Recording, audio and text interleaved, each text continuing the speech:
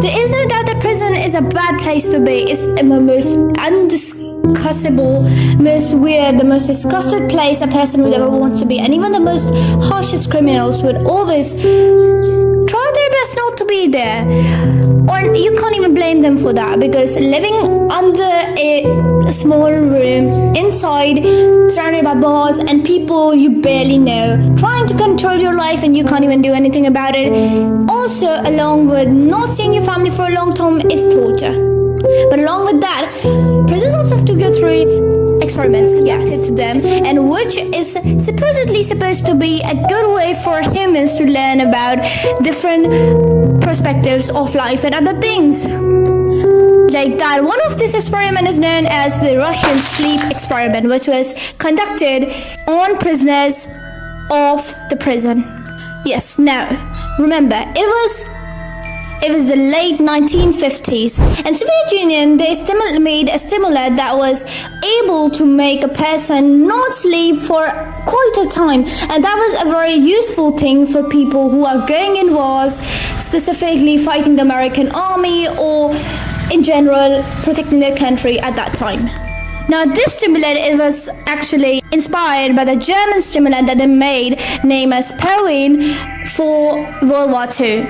As the Soviet Union wanted to test this stimulant that they made, they chose to use it on test subjects, which wasn't that hard, as considering that most of the prisoners there were actually war soldiers that were captured by the Soviet Union. Now, the idea of this whole experiment was like, there's going to be a room in which 5 test subjects are going to sleep. They're going to have good food, like dried food, of course, with bedding for each of them, and also a bathroom. And a big pump of some kind of gas is supposed to be put on the top of the room so that the gas could come inside, which is actually the gaseous state of the stimulant, with no way of in and out whatsoever, except for 5 of glass windows that are in a circular shape, and each is of 5 inches. That is the only way that scientists could go through, rather see through what was happening into the room while the drug, more appropriately the stimulant, was being pumped in. The scene is set.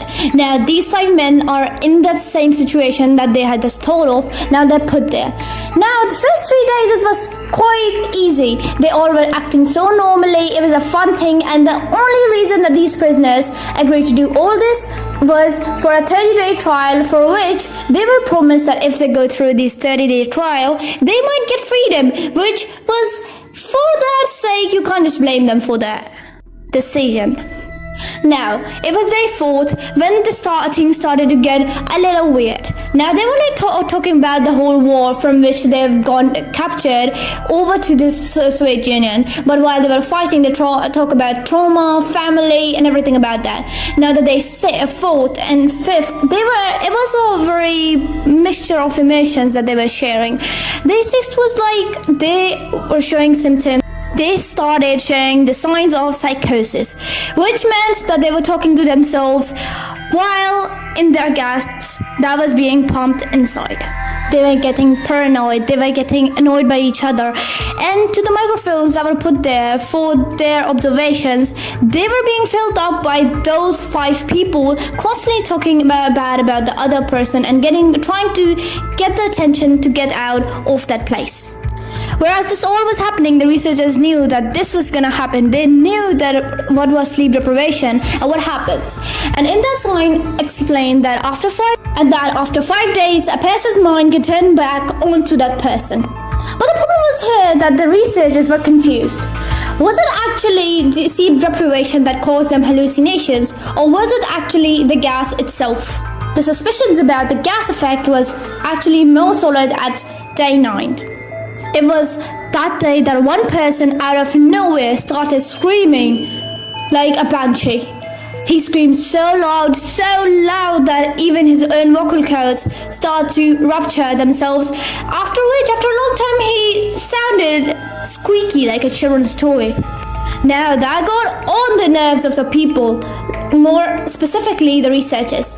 Now they were trying to get inside and get it, like what's happening. When they looked through the cameras and the window, they saw no one. There was no one there. No man could be seen from inside. That was things when get really troubled up. So they decided through the microphone that they screamed and announced that please step away from the door and lie flat on your stomach on the floor or else you're gonna be shot. The researchers told the prisoners that if they just stayed back, one of them would be out from this experiment into the freedom. But you know what? One of the prisoners said into the microphone that they do not want to be free. They want to stay here. But the scientists could not do anything. So they just took out the gases, leveled the oxygen level back in, which was before this experiment on a very low level, only for people to survive it.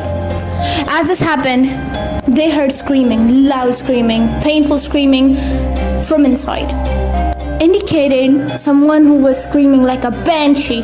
Out of all things, they were not okay. Even one person, he was screaming so hard that his vocal cords, they got ruptured and he was now squeaking like a children's toy. And the others, they couldn't stop screaming. They were like, get the oxygen back. And now the scientists, they were like confused. Like, is it because of the addiction of the whole thing, the gas, or is it because they're hallucinating in a wrong way? Is it poison? They were asking themselves that. But no answer could be gotten out to begin. So at day 15, they opened the doors, and you know what they found? They found that those prisoners, they were ripping each other apart. One of them was already dead, but they were ripping each other's body parts apart, and they were chewing on that, from flesh to livers to their kidneys. All of that was like, it was a bloodshot. You could see that, and you would just think that you're in a zombie movie or something like that. And that whole thing, that was so horrifying that the scientists, they had to call police department authorities to come and send some people so they could just help in calming the situation up. And they did. 7 of the soldiers, they came and they tried to separate the 4 prisoners, but they couldn't. You know what? 2 of the police officers, they died, risking their lives. They died. Yes, they killed him. The prisoners killed 2 police officers. Others, they ran away and took their own lives. After a long time, scientists decided that they had to put morphine and inject that into them, which was so in like such a big quantity that it would just make a Canadian moose lie flat on its back unconscious. Yeah, that's like how much morphine was injected in them. They were taken to the hospital in a very horrifyingly bleeding state, and they all died. This whole experiment left the people shocked. They were uncomfortable. They were disturbed by what happened. And the Russian sleep experiment took over the internet, causing and inviting a big crowd in its popularity. But the thing was, this experiment, it was a lie.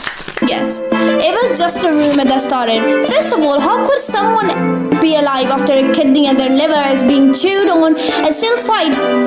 But because of the loss of blood, they would have died on their own, and without something else to be there for. No other factor, without any other factor, because of excessive bleeding, they would have died. And how can people, like only 4 people, be able to handle 7 of the soldiers? 7 soldiers that were perfectly fine, and those 4 people, they were actually bleeding to death, but still fighting. Now, this all was so different, so weird to look at, making this a fake story all along. We don't know about the Russian sleep experiment, if it really was a thing or not. But all we know is that all these rumors and all this information was fake, and just to get popularity over from people telling folk tales all along.